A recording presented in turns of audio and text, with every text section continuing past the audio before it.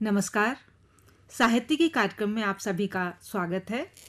जैसा कि आप जानते हैं कि साहित्यिकी में हर बार किसी महत्वपूर्ण विषय पर हम एक परिचर्चा आपके लिए आयोजित करते रहे हैं और आज की परिचर्चा भी कुछ ऐसी ही है। श्रोताओं, आधुनिक काल से लेकर आज तक कहानी की पूरी विकास यात्रा अबाध चलती आई है और कहानी यूं भी एक लोकप्रिय विधा है। इतने लंबे कालखंड के सामाजिक, आर्थिक और राजनीतिक यथार्थ हो, चाहे फिर वो मनुष्य का नितांत निजी यथार्थ हो, कहानी उस पर अपनी बात बड़े अनूठे ढंग से कहती आई है।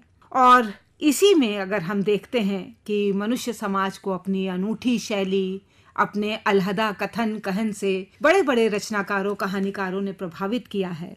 और उसी में अगर मैं एक नाम चंद्रधर शर्मा गुलेरी जी का लूं तो ये कोई अत्युक्ति नहीं होगी। और मैं आज ये भी कहूँगी कि आज 21वीं सदी के हम 30 में हैं, 25 साल में हम हैं, लेकिन आज भी हम पिछली सदी की बिल्कुल शुरुआत के दौर की जो कहानियां हैं गुलेरी जी की, उन पर हम आज भी बात करते हैं। वो आज भी पाठकों को बहुत प्रेरित करती हैं। यही नहीं, हम देखते हैं कि विभिन्न स्कूलों, कॉलेजों के पाठ्यक्रम में गुलेरी जी पढ़ाए जाते रहे हैं। अनेक यूट्यूब चैनल्स हों या ब्लॉग्स हों, उनकी कहानियाँ लगातार सदाबहार रहती हैं। अनेक मंचों पर उनकी कहानियों के नाट्य रूपांतर भी खेले गए हैं। तो आज हम गुलेरी जी की जयंती के उपलक्ष्य में एक परिचर्चा लेकर आए हैं। आज की परिचर्चा का विषय है 2 सदियां 3 कहानियां। इस परिचर्चा में आज हमारे साथ हैं वरिष्ठ आलोचक प्रोफेसर सुधा सिंह जी। आलोचना, मीडिया और स्त्री विमर्श पर केंद्रित उनकी अनेक पुस्तकें प्रकाशित हैं। जनमाध्यम की सैद्धांतिकी, भूमंडलीकरण और ग्लोबल मीडिया, ज्ञान का स्त्रीवादी पाठ, जनतंत्र, जनमाध्यम और वर्तमान संकट, स्त्री अस्मिता, साहित्य और विचारधारा जैसी उनकी अनेक महत्वपूर्ण कृतियां हैं। वर्तमान समय में विमर्शकारों में सुधा जी विशिष्ट स्थान रखती हैं। इस परिचर्चा में आज हमारे साथ जो दूसरे साथी हैं, आदरणीय सूर्यकांत शर्मा जी इसमें बातचीत में भाग ले रहे हैं।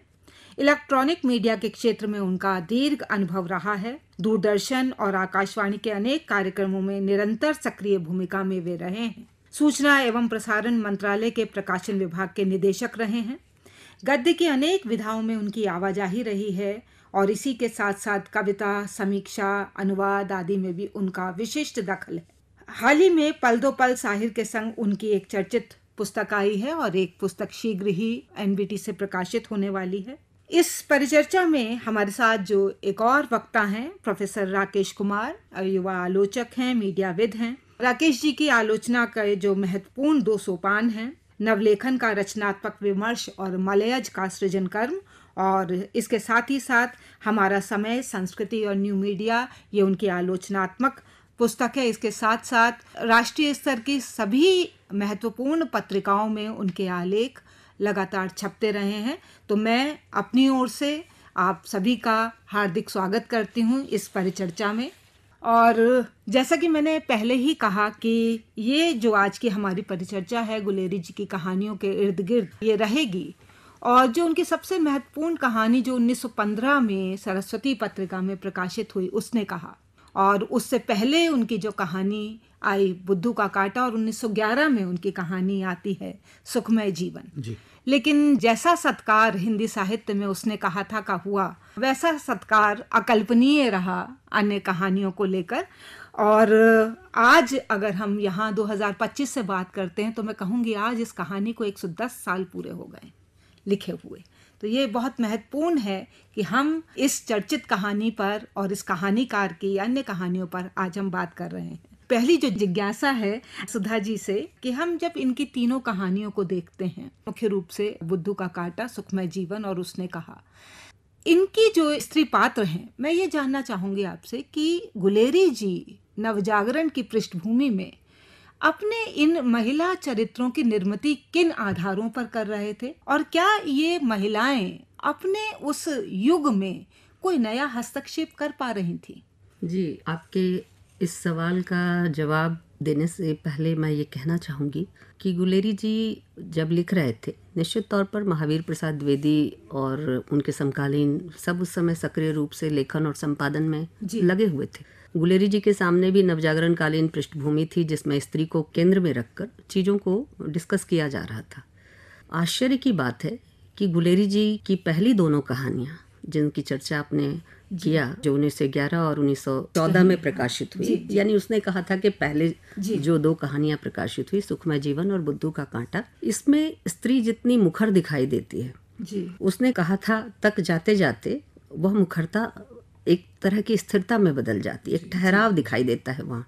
और इसका कारण ये है, मुझे ऐसा लगता है कि गुलेरी जी की पूरी रचनात्मक पृष्ठभूमि जो है वह यथार्थ से चालित थी जी। गुलेरी जी की कहानियों को पढ़िए, उनके निबंधों को पढ़िए, उनके अन्य लेखनों को पढ़िए तो आपको स्पष्ट पता चलेगा कि कोई बहुत बड़ा अंतर उनके निबंध साहित्य और उनके कथा साहित्य के बीच नहीं है। जो निबंध साहित्य में बात कही जा रही है, कथा साहित्य में भी लगभग उसी शैली और वर्णन प्रधान तरीके से वह बात चली आ रही। और गुलेरी जी की जो पृष्ठभूमि थी जिसमें उनका एक ऐसे पारंपरिक परिवार से होना जी। और उसमें भी संस्कृत विद्या अध्ययन करना, संस्कृत के साथ साथ अंग्रेजी, फारसी, फ्रेंच और कई लैटिन भी उन्होंने पढ़ी थी। तो कई भाषाओं का ज्ञान था। भारतीय भाषाओं के ज्ञान के अलावा भी उनको कई भाषाओं का ज्ञान था। जाहिर है भाषा के साथ साथ उन संस्कृतियों का भी थोड़ा बहुत उन्होंने अध्ययन किया होगा। और प्राच्य विद्याविद तो थे ही जी।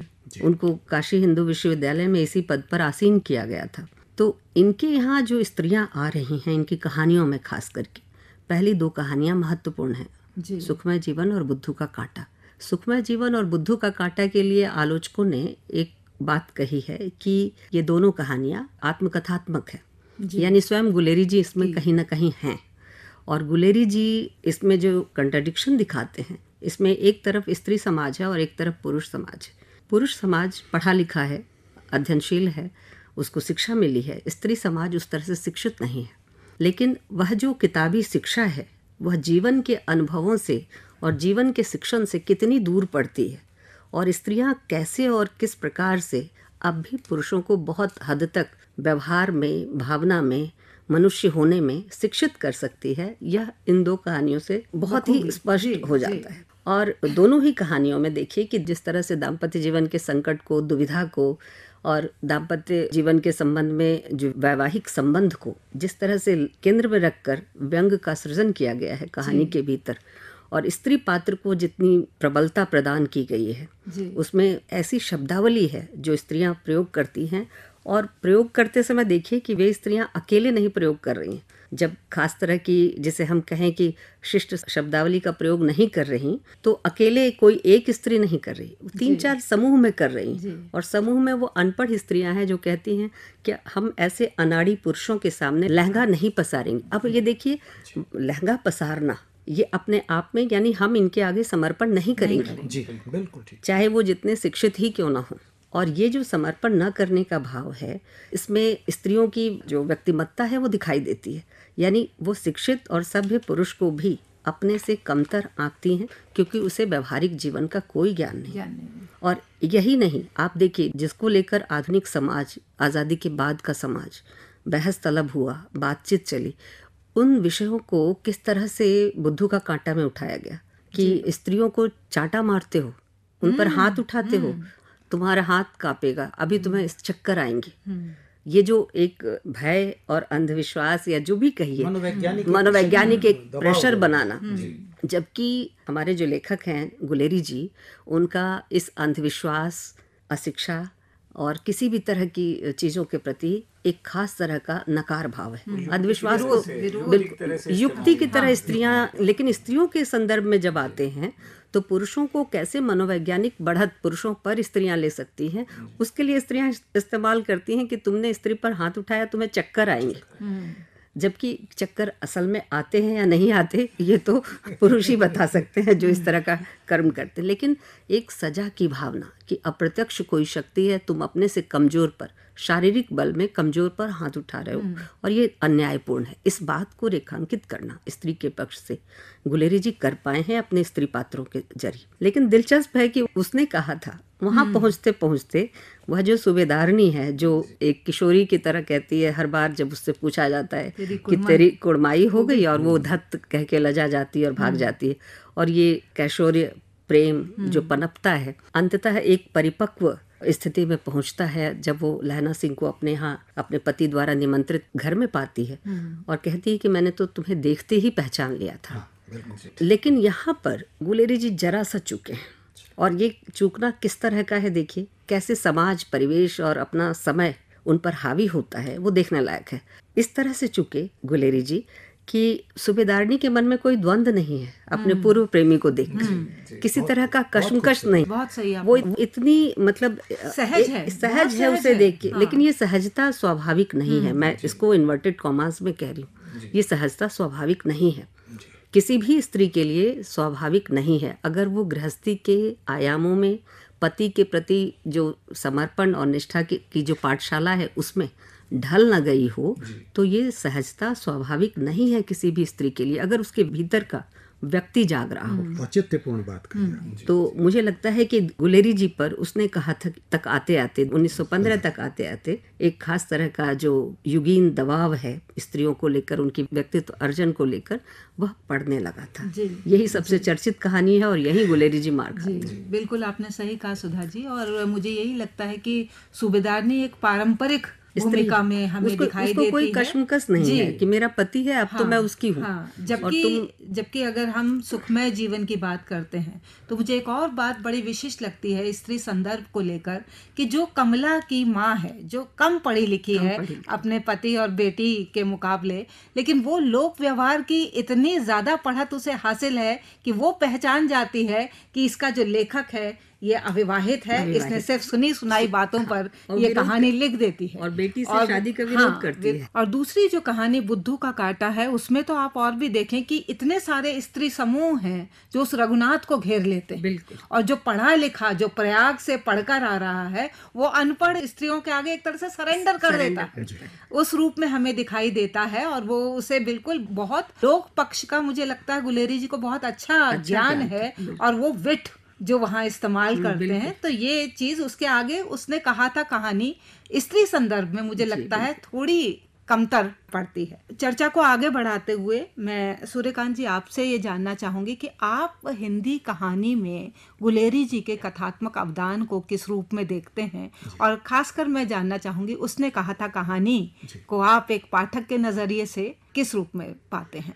आकाशवाणी का बहुत बहुत धन्यवाद, और गुलेरी जी की जयंती है, उस पर सभी श्रोताओं को हमारी तरफ से शुभकामनाएं। इस परिचर्चा के जितने भी लोग हैं, अभी प्रोफेसर सुधा सिंह जी ने बहुत अच्छी बात कही, और उसमें उन्होंने स्त्रियों वाला जो पक्ष कहा, ये हमारे भारत की जो आज आत्मनिर्भर भारत है उसमें महिलाओं की क्या सोच है। गुलेरी जी जैसे प्रतिष्ठित साहित्यकार पर भी उसने कहा था, मैं उंगली उठाई और वाजिब, तर्कसम्मत, तार्किक रूप से उठाई। मुझे बहुत अच्छा लगा कि हमारे देश की महिलाओं में अब साहित्य और किसी भी साहित्यकार के प्रति अगर उसमें कहीं कोई चूक है उसे कहने में बिना किसी लाग लपेट के बहुत अच्छा लगा। अब बात है इनके कथाशिल्प के बारे में, तो सबसे बड़ी बात जो कही गई वो ये कही गई, हजारी प्रसाद द्विवेदी जी ने भी कहा, जैनेन्द्र कुमार जी ने भी कहा, और मैं समझता हूँ विजय स्नातक जी ने भी कहा। इन सब का एक कॉमन व्यू ये था कि साधारण पात्र से असाधारण परिस्थितियों को बना करके एक रोचक चीज़ को, एक जिसमें कहते हैं कालजयी रचना को दिया, जिसमें उसने कहा था, जिसमें अक्सर ये देखा जाता है कि उस वक्त की स्त्रियां इतनी मुखरित नहीं थी, इतनी बैलेंस नहीं थी, लेकिन यहाँ पर जो सूबेदारनी है वो एक अल्हड़ से हो करके एक परिपक्व सागर के समान बिहेव करती है और प्रेरित करती है कि उसका पति और उसका बच्चा सुरक्षित रहे। और यहाँ पर उन्होंने उस समय के जो आदर्श रहे, राष्ट्रभक्ति का भी आदर्श रहा, देशभक्ति का भी रहा, बलिदान का भी रहा, तो ये एक तरह से उन्होंने मनोवैज्ञानिक भावनाओं को बहुत सुंदर तरीके से पेश किया है। इसीलिए उन्हें मानस चितेरे कहा गया है। और तीनों कहानियों में उन्होंने बहुत बेहतरीन तरीके से चीज़ों को पेश किया, जिसमें मैं ये कहूँगा कि उनकी जो भाषा रही वो हिमाचली साइड में बहुत थे, उनके कई शब्द ऐसे, गुलेर गांव से उनका था, उसमें कई शब्द ऐसे रहे, लाड़ी, होना, ओए, ये सारे शब्द बिल्कुल आंचलिक जो भाषा थी या साहित्य था उसको भी उन्होंने लाके उसमें समाहित किया और इतनी खूबसूरती से किया कि पाठक को लगा ही नहीं। अगर नॉन पंजाबी पाठक या नॉन डोगरी पाठक भी उसको उतनी ही तन्मयता से पढ़ता है जितना कि कोई आंचलिक वाला। और इसमें देखिए अभी बात हो रही थी सुखमय जीवन की जी। ये गजब का व्यंग है जो आज भी समीचीन संदर्भ में पूरा उतरता है। कई बार हम देखते हैं हमारी पीढ़ी ऐसा कुछ लिखती है जिसमें उसको पता ही नहीं होता वो लिख क्या रही है, बस कहीं से कट एंड पेस्ट किया और पेश कर दिया। ये जो इन्होंने कहानी इसमें बनाई और महिला जो कम पढ़ी लिखी है उसने तुरंत पकड़ लिया उसको। बहुत गजब की चीज़ है कि उस वक्त की क्या स्थिति थी, स्त्रियों की मन स्थिति उस युग में, गुलाम भारत में, और उसने कितनी ब्यूटीफुल इसको पकड़ा। एक बात और कहूँगा कि जो व्यंग है हमारे युवाओं को, आज की जो हमारी एजुकेशन पॉलिसी है NEP 20, इसमें व्यंग जरूर पढ़ाना चाहिए क्योंकि दुनिया आज हमारे जो हम ग्लोबल से ग्लोबल या ग्लोबल से ग्लोकल के बीच का जो समीकरण है उसमें विसंगतियाँ बहुत हैं, नैराश्य भावना बहुत है। व्यंग जो है वो आपको विसंगतियों पर हंसना सिखाता है, उन्हें स्वीकार करके उनमें से जुगत निकाल के आगे चलना सिखाता है। और मैं ये कहूँगा उन्होंने देखिए कितनी सुंदर उनका एक वो है, जब कमला नायिका जो है नायक की प्रशंसा करती है तो उन्होंने कितनी सुंदर दो चीजें कही हैं, स्त्री के सामने नैहर की बड़ाई और लेखक के सामने उसके ग्रंथ की बड़ाई। कितना साम्य उन्होंने ला करके दिया। और उसके अलावा उन्होंने जो शब्दावली उसमें यूज की है, जब वो उसके पिताश्री जब पता लगता है कि ये प्रणय निवेदन करता है और ये कुंवारा है तो उसके लिए उसमें जो शब्द इस्तेमाल हुए देखिए सुनिएगा, प्रच्छन्न पापिन, वक्त दाम्बिक, विड़ाल व्रतिक, तो इस तरह की चीजें। और एक चीज उसमें उन्होंने और बढ़िया से तंज से कही है, कमला की माता की विजय होने के क्षोभ के आंसू थे या घर बैठे पुत्री को योग्य वर मिलने के हर्ष के आंसू थे। तो ये देखिए इतना व्यंग, मैं कहता हूँ हमारे यहाँ व्यंगकारों की एक फौज है। अभी व्यंगकार हरिशंकर प्रसाई की जन्मशती भी गुजरी, ये शती भी श्रीलाल शुक्ल और अटल बिहारी वाजपेयी जी की जन्मशती वर्ष है। तो व्यंगकारों की तो बहुत हमारे यहाँ रहा और ये व्यंग कहीं ना कहीं हमें समाज में आगे बढ़ाता है, हमारे युवाओं को एक कहीं ना कहीं रास्ता भी देता है। लेकिन गुलेरी जी की जो बात है वो एक अलग है। इतना सुंदर कथा शिल्प, इतना सुंदर विधान। और हजारी प्रसाद द्विवेदी जी ने कहा है, चंद्रधर शर्मा गुलेरी जी की कहानियों की संख्या तो बहुत थोड़ी है पर इन अल्प रचनाओं के बल पर वे साहित्य में अपूर्व गौरव के अधिकारी हुए। तो कितनी बड़ी बात एक मूर्धन्य विद्वान ने उनके बारे में, जो उनके समकालीन उस युग में रहे हैं, तो इससे बढ़िया तो कुछ हो ही नहीं सकता। जी बिल्कुल आपने ठीक कहा। और ये जो कहानी है ये अपने आप में बहुत बड़ी डिबेट भी खड़ी करती है। इसके अलग अलग पार्ट हुए हैं। उसने कहा था कि बहुत पॉपुलर नैरेटिव में ये बड़े प्लेटोनिक लव की कहानी भी मानी जाती है, युद्ध और उसकी निरर्थकता की कहानी भी मानी जाती है। और इस पर बड़े आलोचकों ने लिखा, मुझे याद आता है रमेश उपाध्याय जी का एक लेख जो उन्होंने इस कहानी को किसानी चेतना की कहानी उन्होंने बताया था। और ये इसलिए भी क्योंकि उन्होंने सिर्फ 3 कहानियां नहीं लिखी हैं, उसके अलावा भी उन्होंने कहानियां लिखी हैं। तो जो हीरो का हार कहानी है, जो अपूर्ण कहानी थी, उसमें दिखाया गया ये लहना सिंह युद्ध में उसकी एक टांग कट जाती है और वो वापस घर आता है और फिर वो अपने खेत और भतीजे की पूरी चिंता को लिए हुए होता है। राकेश जी, अभी व्यंग की बात हुई और मुझे एक और चीज याद आ रही है कि जैसे एक कृति, एक कहानी ही लेखक के पूरे जीवन में हावी हो जाती है।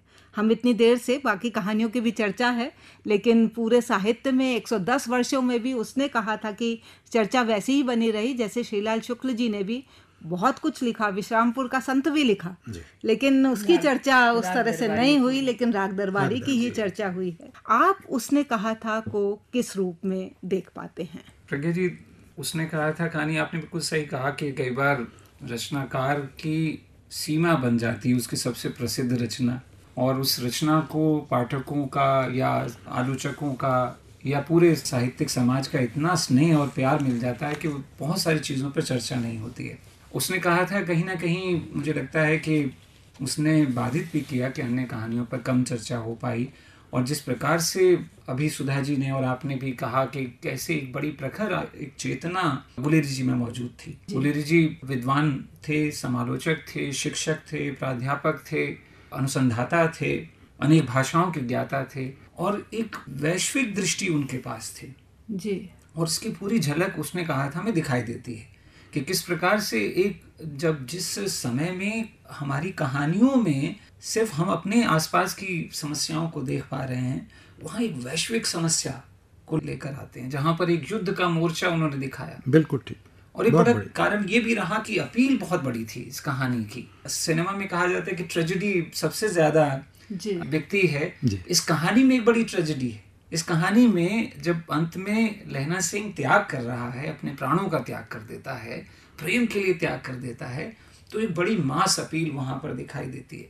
और ये तो था ही कि अन्य कहानियों में उन्होंने अनेक विषयों को उठाया, खासतौर पर वो सामाजिक जीवन में और व्यक्तिगत जीवन में जिस प्रकार का दोहरापन हम जी रहे थे, जहाँ पर हम बाहर जैसे एक स्वांग रचते हैं कि हम बड़े प्रगतिशील हैं और व्यक्तिगत जीवन में कहीं हम लोग पुराने रूढ़िवादी थे, तो वो द्वैत वो लगातार दिखाते हैं। उसने कहा था कि मैं समझता हूँ कि वैश्विक स्तर की कहानी है, उसमें एक पक्ष सुधा जी और आपने जैसे दिखाया है, वो सच में वहाँ पर सूबेदारनी का व्यक्तित्व जो है एक गढ़ा हुआ स्त्री चरित्र है जो परंपरा में बनाया गया है, यानी स्त्री को ऐसे बनाया जाता है कि वो ऐसे ही चरित्र में दिखाई दे।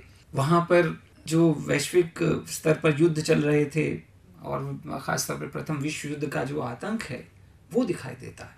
वो छोटे छोटे किसानों के बच्चे जो वहाँ पर जा रहे हैं, और अभी कार्यक्रम से पहले चर्चा हो रही थी सूर्यकांत जी के, उस पर एक फिल्म भी बनी, विमल रॉय जी ने फिल्म बनाई और उसमें एक बहुत प्रसिद्ध एक गाना है कि जाने वाले सिपाही से पूछो कहाँ जा रहा है। वो युद्ध की निरर्थकता को दिखाता है। मखदूम शायर का वो प्रगतिशील लेखक। तो मेरी निगाह में मैं समझता हूँ कि वो बड़ी कहानी है और आज भी जिस समय में पूरी दुनिया में युद्ध चल रहे हैं वो एक बड़ा संदेश देती है, प्रेम का संदेश देती है और इस कहानी को बार बार पढ़ा जाना चाहिए। और मुझे लगता है कि गुलेरी जी को आज के समय में और आने वाले समय में भी ये कहानी जीवित रखेगी। आपने ठीक कहा राकेश जी। और ये जो परिचर्चा हमारी रही बहुत महत्वपूर्ण रही। हमने कई आयामों पर बात की और हम ये भी कहेंगे कि सिर्फ 3 कहानियां नहीं हैं, घंटाघर जैसी कहानी भी है, जैसा राकेश जी अभी आपने कहा। एक चीज कहना चाहती हूँ, गुलेरी जी दरअसल प्रवृत्तियों के रचनाकार हैं, इस चीज को नहीं भूलना चाहिए। बहुत सुंदर ऑब्जर्वेशन। और हजारी प्रसाद द्विवेदी, महादेवी वर्मा जिस तरह से कहते हैं कि प्रवृत्तियों को दबाना ठीक नहीं है और उनसे डरना भी ठीक नहीं है, गुलेरी जी की कहानी और रचनाशीलता में ये 2 चीज़ें बहुत स्पष्ट दिखाई देती हैं। प्रवृत्तियों के साथ वे चलते हैं और यही प्रवृत्तियां उनसे यथार्थपरक सामाजिक रचनाशीलता करवा ले जाती है। तो ये महत्वपूर्ण चीज़ है। घंटाघर कहानी इसलिए भी महत्वपूर्ण है कि उसमें जिन समस्याओं को उठाया गया है, एक तरह से फोरकास्टिक नेचर है गुलेरी जी, और तमाम एक आंदोलन ही चल पड़ा। और बाद में अभी भी हम देखते हैं उसकी छिटपुट छाया दिखाई दे जाती है। तो घंटाघर इस लिहाज से महत्वपूर्ण कहानी है जिस पर चर्चा नहीं हुई। रूढ़िवाद को और जो धर्म की शक्ति को किस तरह से रूढ़िवादी धर्म लोग किस तरह ध्यान रखना चाहिए। धर्म का विरोध नहीं है, लेकिन धर्म के रूढ़िवादिता का विरोध। गुलेरी जी की एक और प्रसिद्ध कहानी है घंटाघर, और उस घंटाघर कहानी शीर्षक से उनका एक कहानी संग्रह भी है। और मैं इसलिए भी कहूँगी कि एक सजग रचनाकार हैं। जिस युगबोध की बात राकेश जी ने की, सुधा जी ने की, और वैश्विक समय में गुलेरी जी के हस्तक्षेप की बात की, मैं ये भी कहूँगी कि बार बार ग्रामीण जनता की पक्षधरता उनके लेखन में है, हमें दिखाई देती है। ग्रामीण स्त्रियों की पक्षधरता कि वो इतनी बेलौस और बेखटके से वो कहती हैं कि जैसे पुरुष स्त्रियों से बात कर लेते हैं, ऐसे ही स्त्रियां भी किसी भी पुरुष से बात करने के लिए स्वतंत्र है। ऐसा परिवेश उस पूरे नवजागरण की भूमि में एक ऐसा पूरा बिंब उन्होंने दृश्य खींचा है कि वो जो नाम है भागवती, वो किस तरह से एक जो पढ़ा लिखा पुरुष है वो डूब रहा है और वो उसे उठा कर लेकर आ रही है। बुद्धू का कांटा में देखिए कि बार बार चर्चा हो रही है कि 5-6 साल की लड़कियों का विवाह होगा, लेकिन उसका भी निषेध करते हैं वो किस तरह से वो 15-16 साल की लड़की से विवाह होता है। ये एक बड़ी छोटी जो चीज़ें उसमें दिखाई दे रही हैं वो बड़े सवालों तक आती हैं। और घंटाघर कहानी को मैं इसलिए भी विशिष्ट कहूँगी क्योंकि घंटाघर कहानी पूरा नरेटर अपनी कहानी कह रहा है, वहाँ कोई बहुत पात्र नहीं है, लेकिन कहानी स्थितियों पर बात करती है कि कैसे एक अच्छी एक ज़मीन थी, लेकिन धीरे धीरे जैसे लोभ लाभ की प्रवृत्ति बढ़ती गई, कैसे कैसे उस धर्म को किया गया। उसमें एक बात बहुत अच्छी आती है कि खास लोगों के लिए अंदर का पूजन का प्रवेश उनको मिला हुआ था, और जो गरीब गुरबा थे वो दीवार छूकर ही मान लेते थे, और बहुत बाद में वो घंटे की आवाज़ सुनकर ही मान लेते थे कि कोई शक्ति है। और इसका अंत में वो बिल्कुल विरोध करते हैं कि ये अनात्म लोगों के चरित्र पर ये चीज़ें हैं, तो इस तरह की चीज़ नहीं होनी चाहिए। और इसी घंटाघर का आप बाद में चलकर भीष्म साहनी के हानूश में देखते हैं, और बिल्कुल अभी ताज़ा तरीन जो कथाकार मनीष वैद्य की कहानी घड़ी सास, हम उसमें भी ये चीज़ देख पाते हैं। तो गुलेरी जी को मैं कहूँगी कि युग बोध के बड़े समर्थ कथाकार वो रहे हैं, और जैसा सुधा जी ने भी कहा, प्रवृत्तियों के कथाकार वो रहे। आज की ये परिचर्चा हम यहीं समाप्त करते हैं, और मैं ये कहूँगी ज़रूर कि साहित्य का पुनर्पाठ हमें बहुत गहरी दृष्टि देता है। एक दृष्टि ये है कि हम जो भी हमने अतीत में जो चीज़ें पढ़ी हैं, वर्तमान संदर्भों में हम उनका एक नया वैचारिक सिलसिला है उसको देख सकें, और उन चीज़ों पर भी जाएं जिन पर हमारी चर्चा आज तक नहीं हुई है।